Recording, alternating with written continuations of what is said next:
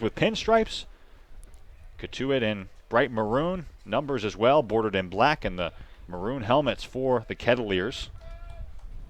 As Tribuker with the kick and the 1-0 delivery. Conine rips it, but right to the right fielder Walker, who on a few back pedal steps catches over his head near the warning track for out number 2. Conine hit it hard that time, but right at Walker for out number 2. Right, he did hit it hard, and I'm going to sound like an echo of myself just a little bit, but it's been 2 days since we've done a game, so I suppose I'll be forgiven. Griffin Conine absolutely has made the loudest contact of anybody we've seen, not just on the Kettleers, but anybody we've seen play in this league so far at all through the first 3 games. The ball jumps off of his bat. The left fielder Walker was frozen there. It almost got over his head.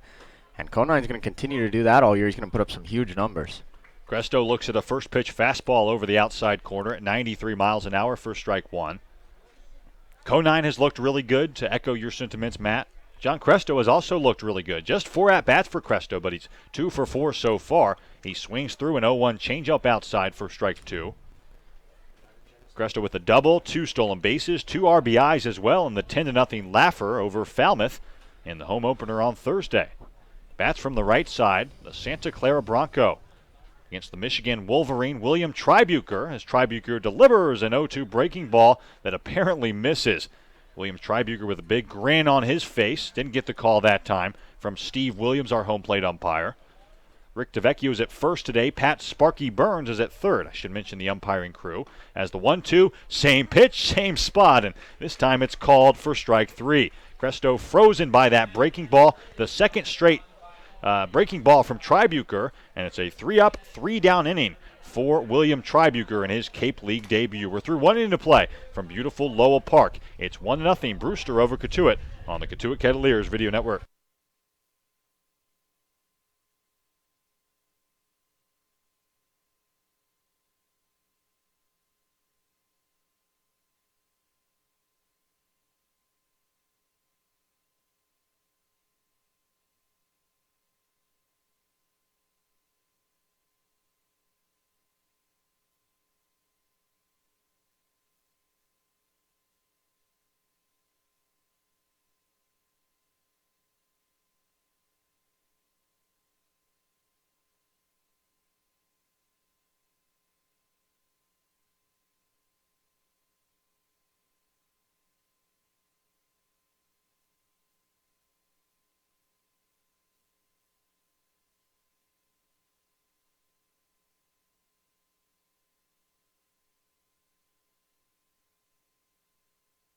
Back at beautiful Lowell Park, 1-0 Brewster over Cotuit in game number 3 of the 2017 Cape League season.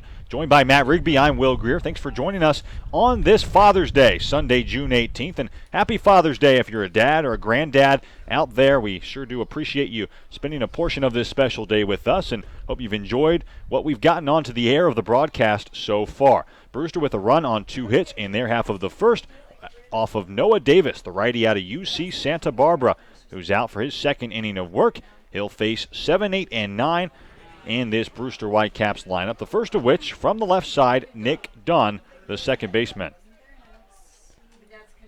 73 degrees, our first pitch temperature today. Overcast skies, wind swirling out of the south at 15 miles an hour. As Dunn, again from the left side, looks at a first pitch fastball from Noah Davis on the outer black for strike 1. Dunn, a Cape League All-Star last season in Brewster. He had so much fun, I guess, that he decided he had to come back. And he's here for year number 2 after his sophomore season at Maryland. 0-1 changeup misses outside. 1-1 now the count. In that sophomore season, a .261 average and 61 starts, 5 home runs, 32 runs batted in. Hit .311 last summer for Jamie Shevchik in a Brewster Whitecaps uniform. The 1-1 misses low, 2-1. He's a guy that Maryland's former manager, Jeff Sheff, that's not his name, something Sheff. John Sheff. John Sheff. I knew I was close. Him and I have a history. Do you really? I think I told you about this. I'd love to hear about that as the broadcast goes on.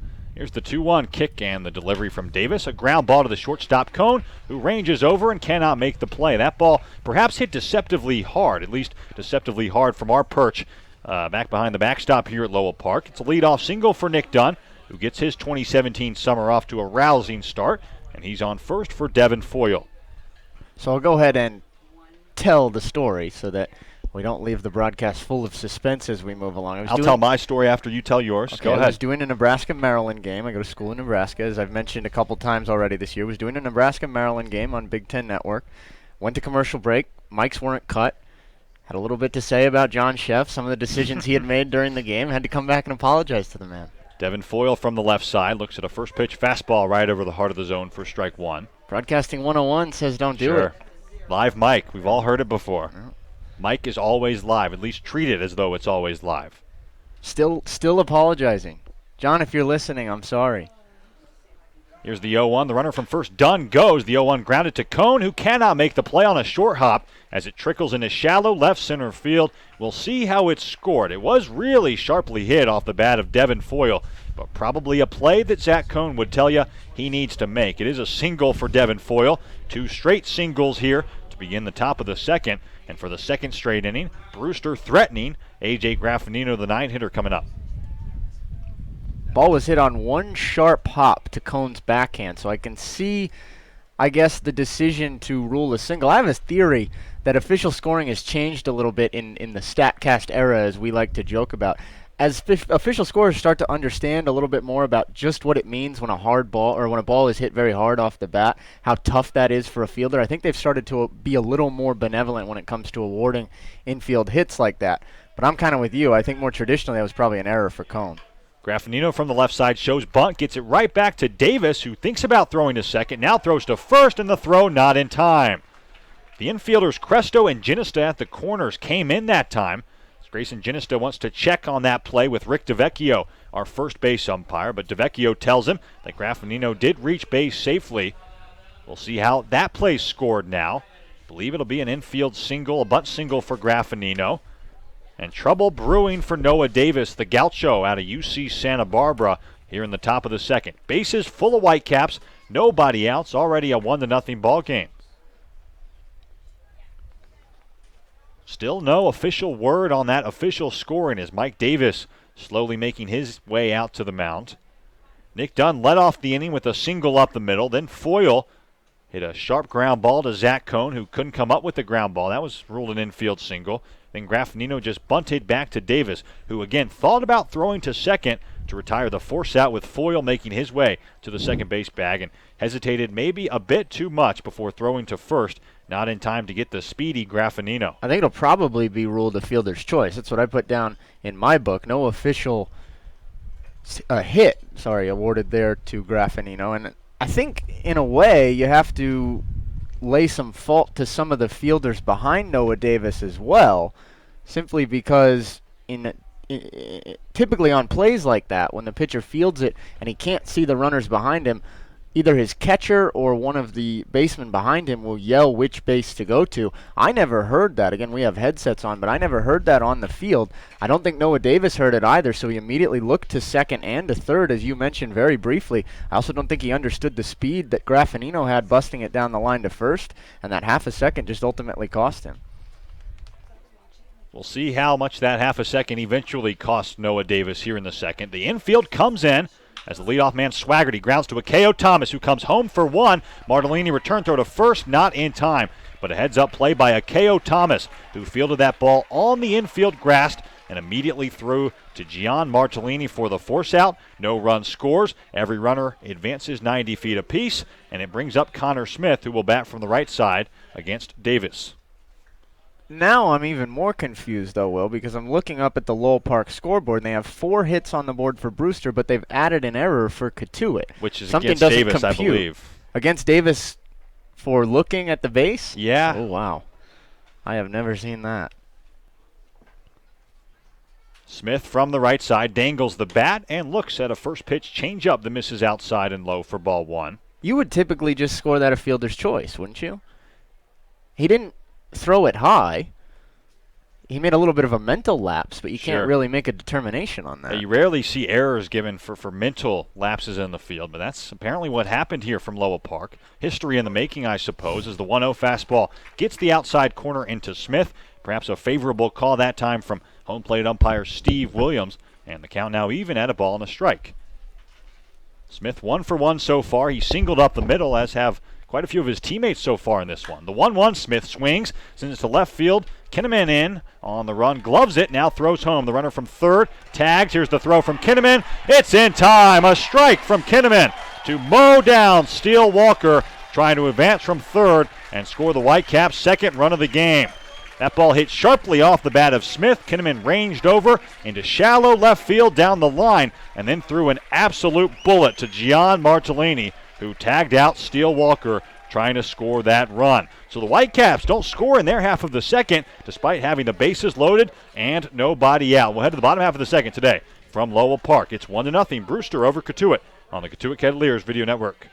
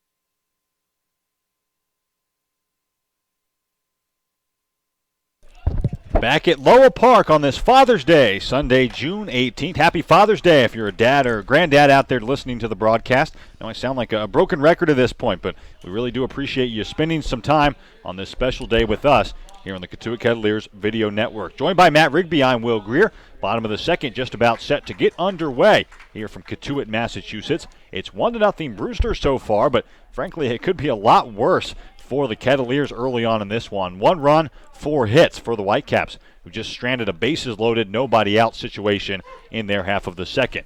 Gian Martellini, the right-handed hitting catcher, steps in and looks at a first-pitch breaking ball from Tribuker right over the heart of the zone for strike one. Martellini back in the cleanup spot for Mike Roberts. Looks at an 0-1 fastball that misses outside, 1-1. So far, a 3-for-8 line for Gian Martellini. I was going to say average, but that's obviously not an average. I believe that's 375 if my mental math correct. The 1-1, fastball outside, 2-1 now. A double, 2 runs batted in. Really the only bad so far for Martellini in his 8 plate appearances, 4 strikeouts. Again, bats from the right side, kind of crowds the plate does Martellini. Back in the batter's box, and he swings through a 2-1 fastball at 92 miles an hour from Tribuker for strike 2. William Tribuker, a very impressive southpaw, who again attends Michigan, just finished up his sophomore season. As the 2-2, Martellini swings and misses at a curveball in the dirt for strike 3. The catcher Gasper throws on to Schuler at first to sign the paperwork that time, and there's one gone here in the second. It brings up Christian Demby, the perhaps surprising DH today for Mike Roberts in the 5-hole. Demby just finished up his sophomore season at NC State. He's a pitcher by trait, but the pitching hasn't necessarily gone too well so far for Demby. Here's the first pitch from Tribuker, a fastball that misses everything to the backstop. Catcher Gasper not really giving it his all to stop that pitch that time.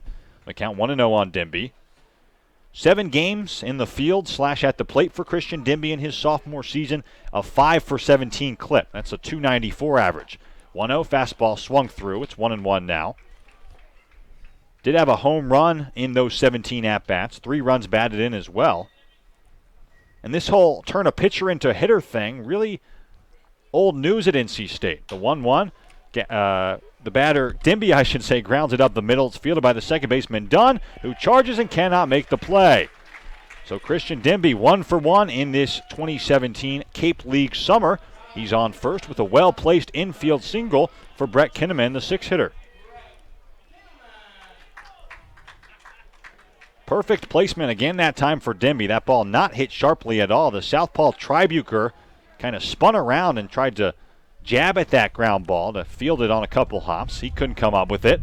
And Dunn, who was playing back at second, charged. That ball just slowed down by the wet grass here at Lowell Park so much that Dunn had no play. Lefty-lefty matchup. Kinneman steps in and looks at a first pitch fastball at 93 miles an hour for strike one. Kinneman, a good start to his 2017 summer. Just 1 for 4 at the plate, but he's already drawn 3 walks. Has a stolen base and a run batted in as well. He just made a tremendous defensive play in left field, catching a fly ball and throwing out Steele Walker at the plate to get Noah Davis out of a second inning jam. Kinneman steps out as Tribuker was taking his time out on the rubber. From the third base side of that pitching rubber, checks on the runner Demby at first and now throws over. Demby back in safely without a dive.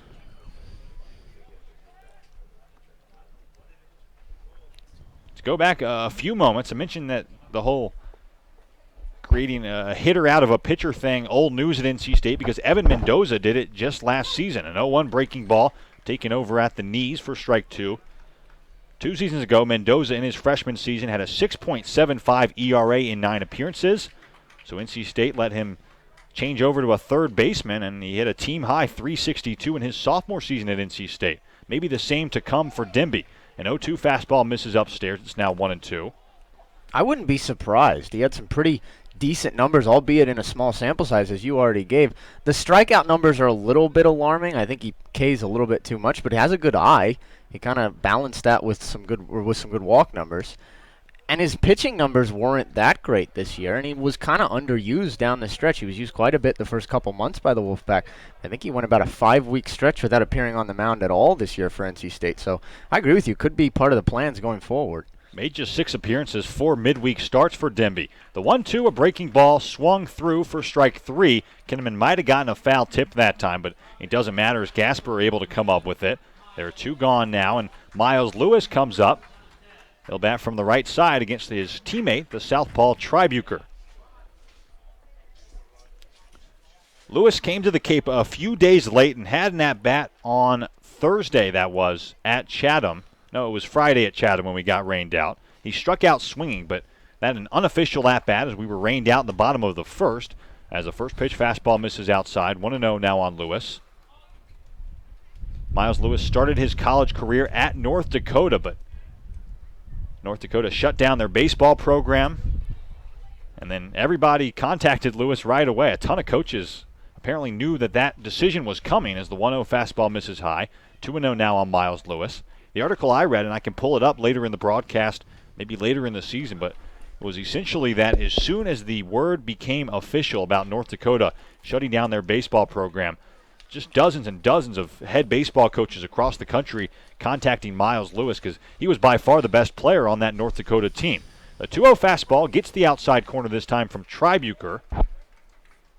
It's now 2-1 on Miles Lewis, and if the scouting report is any indication, Tribuker, of course, knows his teammate Lewis quite well. It's that the way to get Miles Lewis out is to stay on the outer half of the zone. He's done that in all 3 pitches so far as the 2-1, an inside fastball that's cued to the right side. Will it stay fair? Yes, it will, and it hangs up for the right fielder Steele Walker, who gloves a couple feet to the left of the right field chalk for out number 3.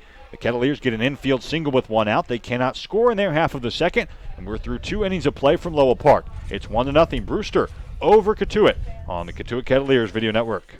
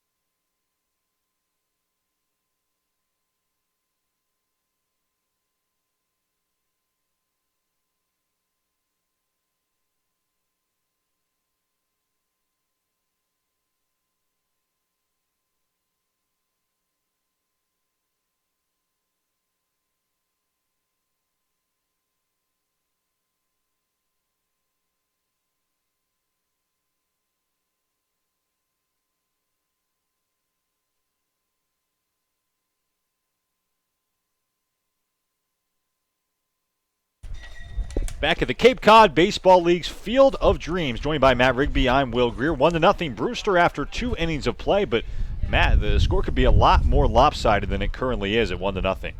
Yeah, Brewster strands the bases loaded with nobody out in the top half of the second after tacking on a run in the top half of the first to break the seal on this afternoon's game. And Noah Davis, with a little bit of a second life, back onto the mound for inning number 3. First pitch to Mickey Gasper, leading things off for the Whitecaps, is a ball low and in. 88 miles per hour from that cutting fastball, I suppose, from Davis.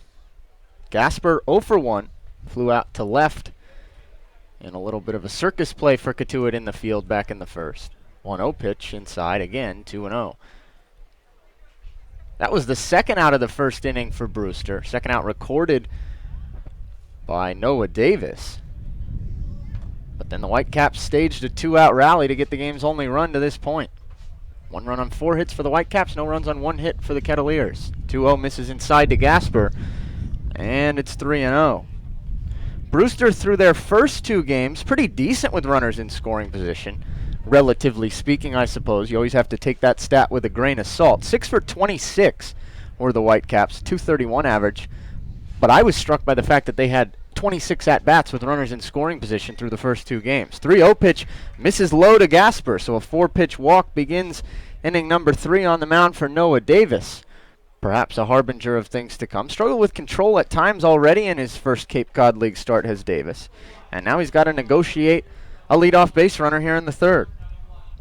Yeah, the difference, I think, we've seen Cotuit pitchers struggle with command early in this season, but a lot of times we've been repeating this phrase, non-competitive strikes, or non-competitive balls, I suppose. These have been pretty competitive balls from Davis. He's kind of just picking around the strike zone, and maybe those strike calls will come. First pitch to Steele Walker. There's a strike call on a breaking ball that had Walker bailing out. And it's 1-0. Walker walked, perhaps appropriately, his first time up. That was on the heels of that Mickey Gasper F7. Kept that first inning going for the Whitecaps as the 0-1 tails low and in again. Noah Davis missing the fastball command a little bit here in the third. Walker was ultimately stranded at third in that first inning. But Pete Schuler with an RBI single got Brewster on the board. Schuler's in the on-deck circle right now. The 1-1 pitch to Walker swung on and smoked towards the right field side, but foul into the shrubbery. And it's 1-2. Healthy crowd here at Lowell Park for Game 1 of this Father's Day doubleheader. Even on the Brewster side to our right towards the first base side, the stands are pretty densely populated. And up the right field line where that ball by Walker was hit, there are some patrons as well. Not going to be as healthy after the blueberry pie eating contest in between the 2 games today. But looking quite healthy right now. The 1-2 to Walker. Breaking ball misses in. And a little bit downstairs, 2-2. Oh, my arteries, huh? Found a sponsor yet? Haven't found a sponsor. Holding out hope. Plenty of time left. From what I've been told, just to catch any new viewers or listeners up, first the 2-2 to Walker. Chopped foul back behind the screen. You must have a father to sponsor you to participate, or a father must be a part of the equation in some way. At least that's what I've been told. Maybe I am totally wrong. Should have just read the flyer before the broadcast, I suppose. Another 2-2 forthcoming from Davis. Kicking the pitch. This is low and in, and another full count. Did you give Hal a call today? Did not. I did not. I don't see that you have to have a father here so on we the can, official we flyer. can pop out of the booth then. So unless there's some kind of subtext that we're not reading, terms and conditions at the bottom, I think we're good to go. Runner goes on the full count pitch, and the payoff pitch misses inside to Walker for ball 4. So Steele Walker works a great at-bat. He was down in the count 1-2, but fights all the way back to earn a base on balls, his second. And already the third issued by Noah Davis on the mound here in just 2+ innings. And now Davis has 2 on with nobody out for the 5-hole hitter, Pete Schuler, who's already burned him once. Greyson Jenista goes over for a chat with Noah Davis. Not sure if there's a special bond there that allows the two to trust each other, one from UCSB, one from Wichita State, or if that's just Greyson's personality is perhaps a natural leader, second-year Kettleer. Sure. And now we're going to get Gian Martellini to come out to the pitcher's mound and chat with Noah Davis as well. Steve Williams, home plate umpire, wants no part of that meetup here in game one of a doubleheader. He says, let's get things going, gentlemen. Still have plenty of innings to play today. Let's hope that we don't get an extra innings game in game number one, because without lights here at Lowell Park, that would make things mighty tricky as now Mike Roberts heads out to the mound. Perhaps, as you said, Steve Williams knew that the precedent had been set for not one, not two, but 3 trips to the mound. We saw this in the second inning as well. Mike Roberts making a trip out for the second straight inning. I think he might take the ball this time. There is some action in the Cotuit pen. It would make sense to stall a little bit, have Jenista come over, have Martellini come out if you're going to bring a new pitcher in. And now Steve Williams walking rather briskly to the mound because he has seen enough of Mike Roberts' delay tactics. And we are going to get a new pitcher. So at long last, Noah Davis's afternoon will come to an end. We'll step aside, give you the details on the new Cotuit hurler, excuse me, when we come back on the Cotuit Kettleers Video Network.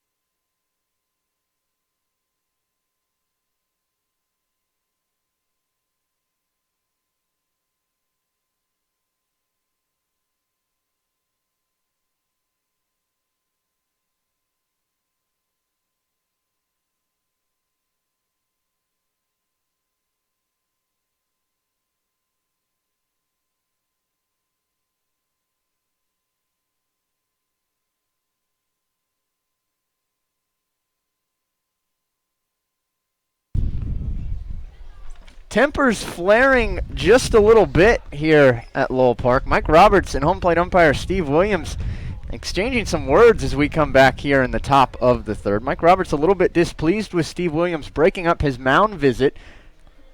And mound visit, I suppose. Mike Roberts has made more than one through the first 2 innings and change here in game one of a doubleheader. And as Will said, Steve Williams probably just wants to move things along a little bit. Anyway, back to the game. Mike Roberts still in the game for now, still managing for the time being. I guess if he got thrown out of game one, there's always game two. He could come right back and manage, and his day would not be out of the game for the Kettleers. On base right now, Adam Scott, the hard.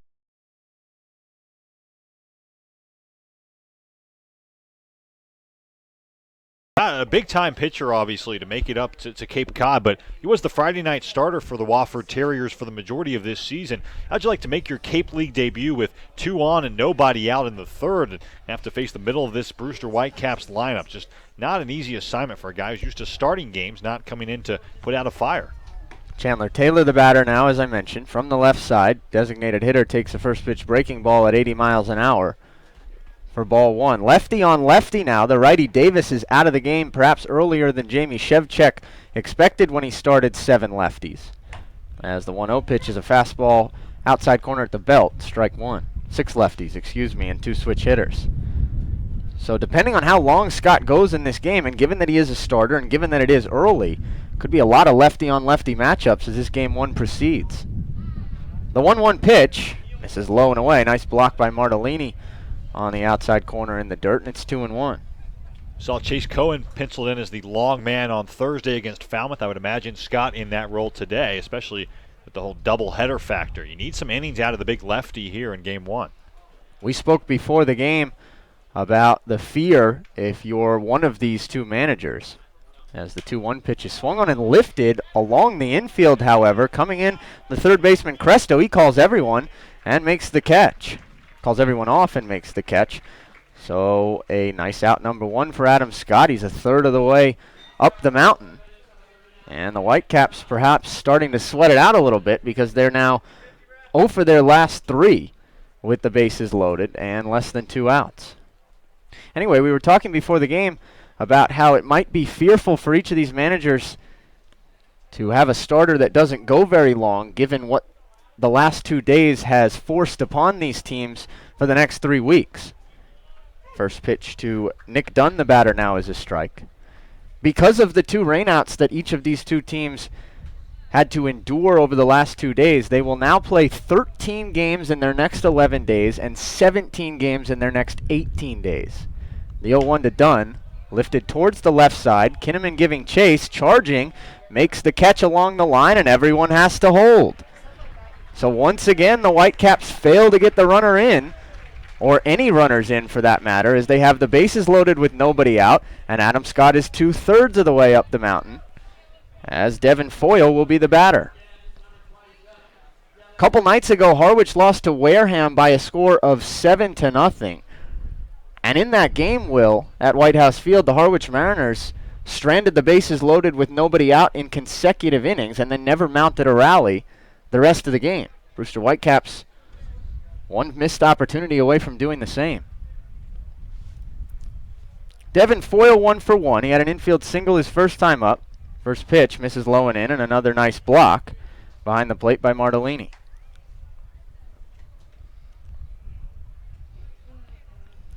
Again, the runner on third is Gasper. Not a ton of speed with catcher's legs.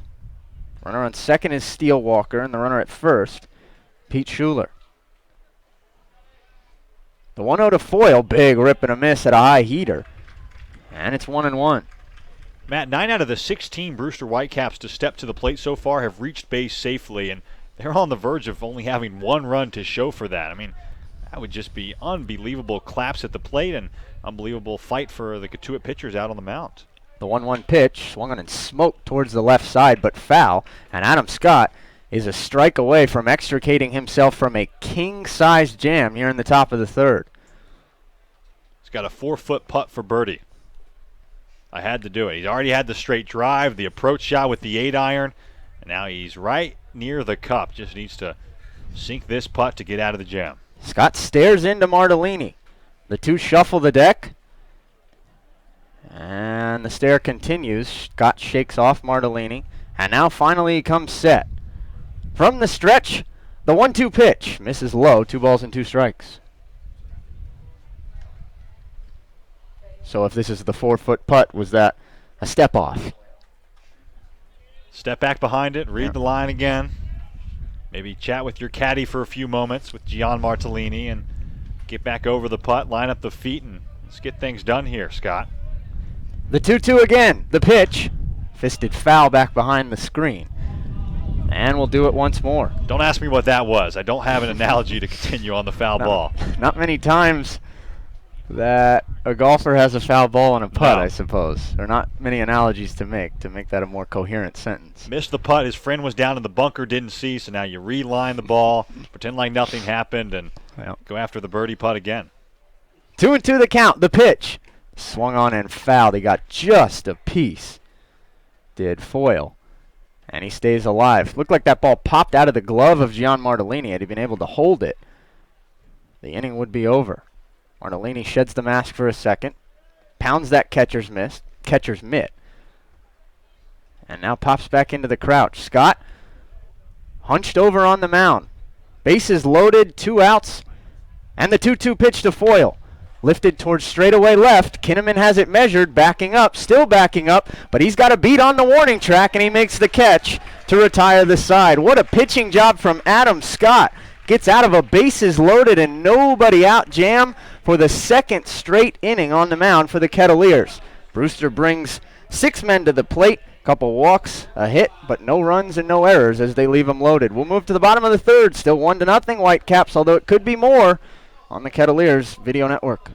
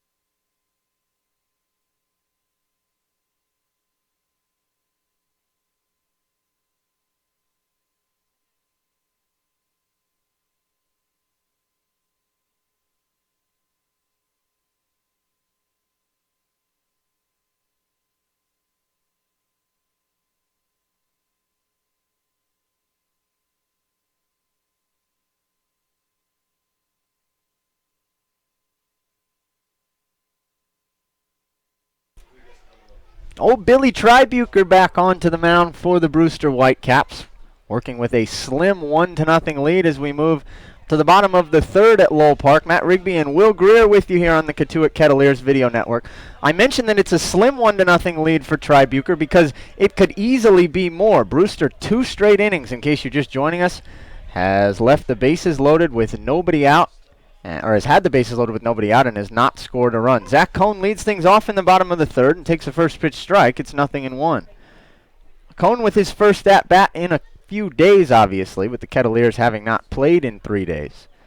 The 0-1 to Kone. Swung on and smoked over the second baseman Dunn's head, and that'll get down into right field in front of Walker. So Zack Kone has a leadoff single. We'll see if Cotuit can do more with their leadoff base runner than Brewster has done the last 2 innings. As Akeo Thomas comes to the plate.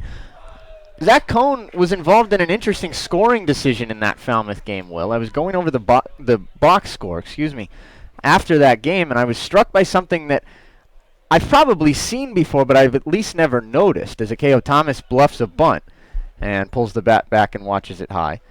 So Kone was bunting in a sacrifice situation, if you'll recall, simply looking to move the runners over. Had that been a successful sacrifice, which it would have been because he got the bunt down nicely, as Thomas again squares to bunt, perhaps appropriately given this tidbit, and this one's a strike as he pulls the bat back. Anyway, Kone would have been successful on the sac bunt and would not have been charged with an at-bat. He simply would have had an SB in the scorebook, and it would not have affected his batting average. 1-1. Again, Thomas squares to bunt, pushes it up the first base side. Well placed off the mound. Tribuker makes a nice play, but then it's dropped at first base by Schuler. Schuler took his eyes off it at the last second. Tribuker did everything right to try and get his speedy college teammate at first base, but he flipped it to Schuler, who wasn't quite paying attention. And there are 2 on with nobody out for Cotuit here in the bottom of the third. It's being ruled a single, Matt. You think I that don't know Schuler should have caught that ball? He had plenty of time. Tribuker was over, flipped it underhandedly to Schuler, and Schuler just couldn't come up with the flip. But it is being ruled a single for Thomas. 2 on, nobody out here in the third. Anyway, going back to the tale about Kone, as the bunt narrative continues in this bottom of the third, with Greyson Jenista squaring around and pulling the bat back, watching a ball. The pitcher in the game, and I forget who it was at the time, might have been James MacArthur, absolutely botched the ball off of Zack Kone's bat and threw high to first base, allowing Kone to reach via an E1. Now, when you reach via an E1, you get an 0 for 1 in the scorebook, thus affecting his average unfairly. Bunt is down this time from Jenista. Tribuker again off the mound. Long throw to first, but he does so in time. Tribuker fielding his position nicely the last 2 times. Wishes he had a little more help at first from Schuler, but he does finally get the out at first here in the form of Jenista as both runners move up. And there are 2 on with 1 out for Griffin Conine. So what you're saying, if I'm reading this story correctly, is that Zack Kone got the sacrifice bunt down. He did his job and shouldn't have been charged with an offer in the at-bat, but he was because it was an error on MacArthur. MacArthur cost him an 0 for 1. It's a strange play. You rarely see that, huh? Better take him out to dinner. Yeah. Later this summer. So here's the RBI machine, Griffin. Conine watches a first pitch way low and outside. Nice block by Gasper. About 4 feet outside to keep the runners put. Conine has had a flair for big moments already as a Kettleer. 2 separate 2-run scoring base hits through the first 2 games for the Kettleers. He's got a chance to do the same here with 2 on, 1 out, and 1-0 Brewster the score. 1-0 pitch misses inside to Conine, and it's 2-0. Lefty on lefty matchup here against the lefty Tribuker. Kettleers with 3 true lefties in the lineup for game 1. Mitch Big Russ sits. That makes some sense with Greyson Jenista at first. And Christian Demby in the lineup for the first time. Time called before the 2-0 pitch by Steve Williams, the home plate umpire. And now Conine steps out, wiggles the bat, and stands back in. 1-0 as we play here in the bottom of the third. The 2-0 pitch to Conine. Way up and in, goes all the way to the backstop. Charging home easily to score the game's first run for the Kettleers is Kone. Moving up another 90 feet is Thomas. Conine doesn't even have to put the bat on the ball because an erratic, wild pitch, to say the least, from William Tribuker has tied this game up at 1. Conine almost had to put his helmet on the ball that time. That pitch just sailed up and in, and fortunately for everyone involved, Conine able to get out of the way, but that pitch not close. And Tribuker, not really a devilish grin on his face, but he was not happy with himself coming home to cover the plate that time. Slapped his mitt, and a really bad pitch to bring in the first run of the game for Cotuit. The 3-0 pitch to Conine. There's a fastball on the inner half, and it's 3-1. In a lefty-lefty matchup, you'd figure that Tribuker would go right after Conine. I understand that Griffin Conine already has some prowess, you could say, through the first few days of the Cape League season. The 3-1's a good breaking ball, but misses just high to Conine, and Conine does draw a 5-pitch walk to make it first and third with nobody out. First and third with 1 out, excuse me. But that being said, I think Tribuker probably had that devilish grin because he was probably aiming his pitches a little bit there instead of just throwing, and that's what usually happens when, or that's usually the result. When the result is it comes to the backstop when you try to aim rather than throw. Batter now will be John Cresto. First pitch to Cresto. He squares to bunt, pulls the bat back, and it misses high, 1-0. We are learning quickly Mike Roberts' tendencies from the dugout. If you get men on the corners with less than 2 outs, you're probably going to be showing bunt, even if you are the 3-hitter in the lineup, as the catcher Gasper trots out to chat with Tribuker. Any way you can score him, right? Brewster pitching coach joining that powwow as well. I mean, you and I were talking in between half innings when Brewster squandered a bases-loaded, nobody-out opportunity for the second straight inning about how Mike Roberts probably would have just bunted at some point in one of those 2 innings just to ensure that he got at least 1 run. So while conventional wisdom tells you that it's not the best play, Mike Roberts understands that he wants to play small ball. It's his brand of baseball, and he'll take the run 9 out of 9 times, I guess. 10 out of 10 times would be a better way to put it, even if it calls for a player to bunt in a situation where swinging away might improve your run expectancy. Which is the exact opposite of Jamie Shevchik, the manager for Brewster. Could not be any more polar opposites, these 2 managers today. 1-0 pitch. There's a strike to Cresto. He was not bunting there, and it's 1-1. I mean, after Foyle flew out, I guess I should say, to deep left field to Kinneman, Shevchik gave his left fielder Foyle a slap on the back, a high five. He was happy that Foyle was swinging for the fences. It's just how Brewster plays.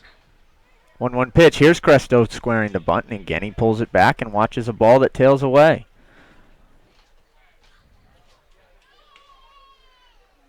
I guess neither strategy worked for either team last summer. They were both 5th in their respective divisions. But so far, so good here in 2017. The last 2 undefeated teams left on Cape Cod.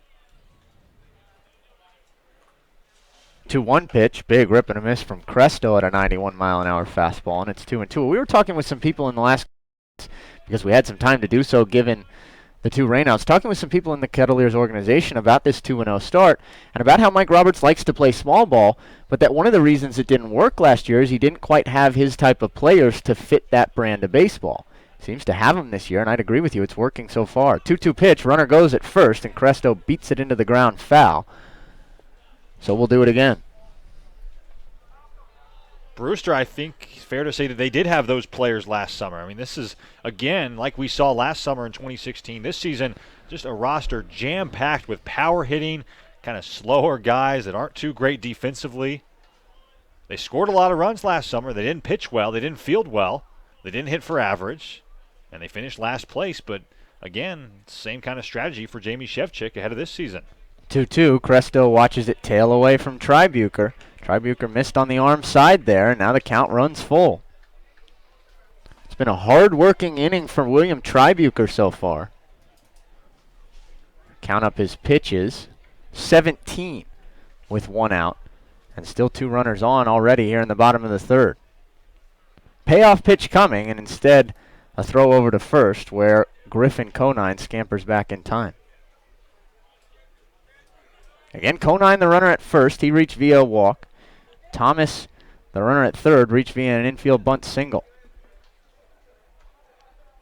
Now the payoff pitch. No, throw over to first. Conine's picked off. To first, now to the shortstop Graffinino covering, keeping an eye on Thomas, are they? Now back to the first baseman Schuler. Thomas going to break for the plate, and he's going to be safe. He slides in underneath Mickey Gasper's left leg. Conine's safe at second as well. The first and third play is executed to perfection by the Kettleers and to imperfection in the field by the Whitecaps. And just like that, Cotuit pushes in front 2-1. All it took that time was for the first baseman Schuler to turn his back on Akeo Thomas for just about a second and a half, 2 seconds. Thomas crept his way down the line with every throw in between Brewster Whitecap fielders and eventually just bolted for the plate and slid in safely. I've never played baseball, Will. You and I have talked about that numerous times over the last couple years, but I have watched many tutorials on how to defend the first and third play because it seems as though at the college, high school, and little league levels, it's just really, really hard for the defenders. Yeah. It kind of gets into their head that they know there's a runner at third base, and they always, it seems like, come to the plate way too late. Payoff pitch finally to Cresto, and he swings and misses. Ball in the dirt. Checking the runner is Gasper at second, and then he fires on to first in time to put the stamp on that strikeout, 2 away. Anyway, everything that I've watched tells me that the key to the play is to go back and forth a couple times, and then once you see Thomas, or the runner at third, who was Thomas there, once you see him start to come down the line, if you're the first baseman or the second baseman, you have to physically run towards Akeo Thomas and cut down the length of the throw. I think that's what would have worked there because Thomas beat the throw by about a half second, and that's because it was a longer throw than it had to be. Wonder how much Brewster's worked on that in just over a week on the Cape. As the batter is Martellini now, and he watches a ball tail low and away, and it's 1-0. But even if they haven't worked on it as a team, if you play a corner infield position or a middle infield position at the college level, kind of got to know what to do when those plays arise. Good job by Griffin Conine, too, to get hung up in a rundown as long as possible. 1-0 pitch to Martellini, big rip and a miss, 1-1. I had a coach in high school, Matt, that if you got to first and there was a man on third, literally taught you, because nobody knew what to do at the high school level defensively, to just start walking towards second base. Take your lead and then just slowly start walking and see how the defense reacts. And it's just a fundamental play that's really not taught all that much at the lower levels. 1-1, another big cut from Martellini comes up short, and it's 1-2. Difference on that play as opposed to a lot of first and third plays as well. That pitch never came to the plate. It was a good job by Tribuker to pick Conine off. He had him dead to rights in between first and second base. Because usually when you get it to the catcher, it becomes a complicated play because the catcher's tempted to throw down to second. Brewster had everything lined up there, but just couldn't complete the execution. The 1-2 misses up and away to Martellini, and it's 2-2. You got a guy at first base, Schuler, who's used to catching at Kent State. I mean, this is the Jamie Shevchik formula. If you hit home runs, you can get into the field defensively, and these guys really not used to making that play. You saw it that time. The first baseman, Schuler, kind of just lost down in between first and second base and eventually threw way late. Couldn't get the breaking Thomas out of the plate. 2-2 the count to Martellini, the pitch, and he spoils it foul right towards the on-deck circle for the Kettleers. We'll do it again. Another thing that just occurred to me if Schuler doesn't drop the little flip from Tribuker when Thomas was bunting in a sacrifice situation, there are 2 outs when Conine is picked off. Really, the Kettleers probably don't even try the play. But even if they do, all you have to do is get Griffin Conine rather than negotiate with just 1 out. So all around, Brewster with some struggles defensively in this bottom of the third. 2-2, and Martellini stays alive one more time with another foul ball. You think you can just plug guys in at first base? Very low intensity, low pressure position defensively.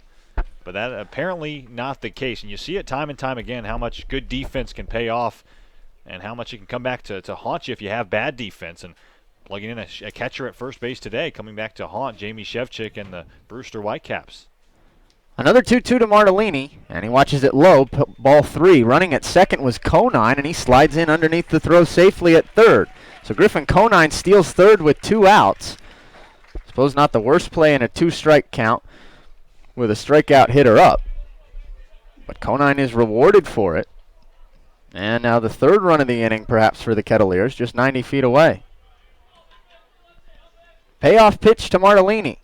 Right down the middle, and he takes it all the way for strike 3. That was a changeup at 88 miles an hour from Tribuker. He strands what would be the third run at third base, but the Kettleers